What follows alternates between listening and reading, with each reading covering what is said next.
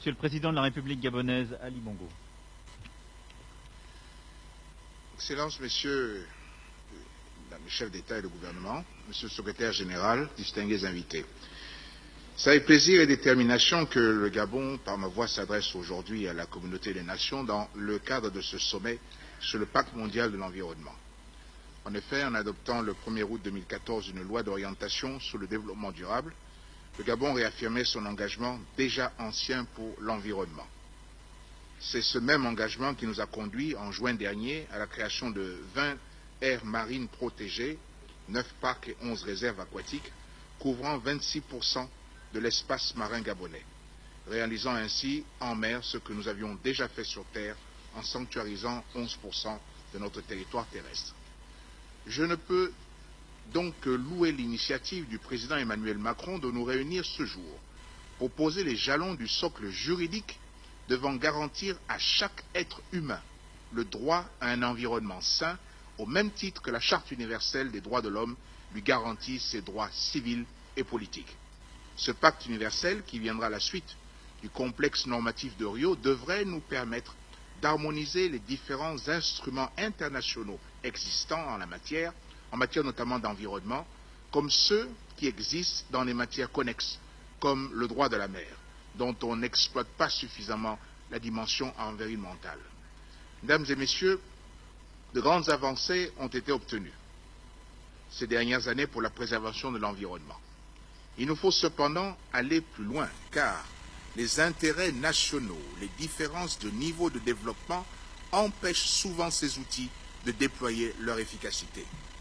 Ainsi, alors que 2016 vient d'être déclarée année la plus chaude jamais enregistrée, les efforts de réduction d'émissions des États ne sont pas à la hauteur de l'enjeu.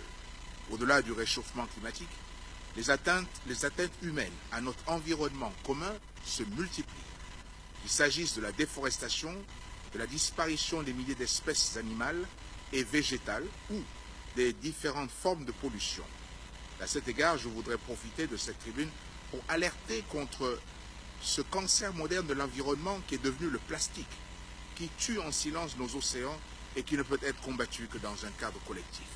Mesdames et messieurs, en ma qualité de coordinateur du comité des chefs d'État et de gouvernement africains sur les changements climatiques, le CAOSC, je me dois de rappeler que la protection de l'environnement constitue un défi particulier pour l'Afrique, car notre développement dépendra de notre capacité à assurer une gestion rationnelle et durable de nos ressources naturelles, tout en assurant à nos peuples les bienfaits du développement. Et de fait, parce que nous sommes conscients de cette problématique, nous avons décidé lors de la COP22 à Marrakech de regrouper les pays partageant les territoires aux enjeux climatiques identiques en 3 commissions. La première, la commission du Sahel, qui concerne 16 pays touchés par la désertification. Ensuite, la commission du bassin du Congo qui regroupe les 11 pays possédant le 2e plus grand massif forestier du monde. Et la commission des États insulaires qui rassemble tous les pays concernés par l'élévation du niveau de la mer. Mesdames et messieurs, parce que la préservation de l'environnement est une question de vie et de mort pour nous, l'Afrique devrait pouvoir adhérer aux 3 principes structurant le pacte mondial qui nous est proposé. Dès lors, nous ne pouvons que souscrire au principe de l'universalité du pacte pour l'environnement, car nous savons depuis longtemps que la crise écologique ne connaît pas la frontière des États. S'agissant du principe du renforcement du pouvoir du citoyen dans la préservation de son environnement, nous ne pouvons qu'y souscrire, pour peu que son énonciation soit frappée du sceau du pragmatisme, car en la matière, le mieux peut vite devenir l'ennemi du bien.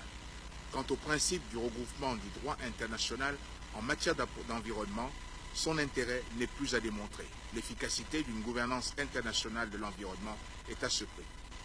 Monsieur le Président de la République française, l'occasion que vous nous offrez de regarder en face la crise environnementale qui est à nos portes doit nous conduire à admettre une fois pour toutes que cette crise est celle des modèles économiques, de systèmes de production, de modes de vie et pour tout dire, d'une conception plutôt égoïste de la vie sur notre planète commune.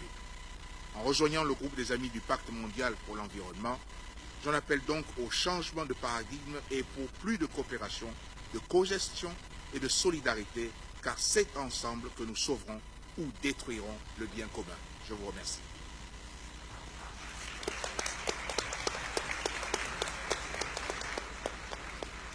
Merci, Président.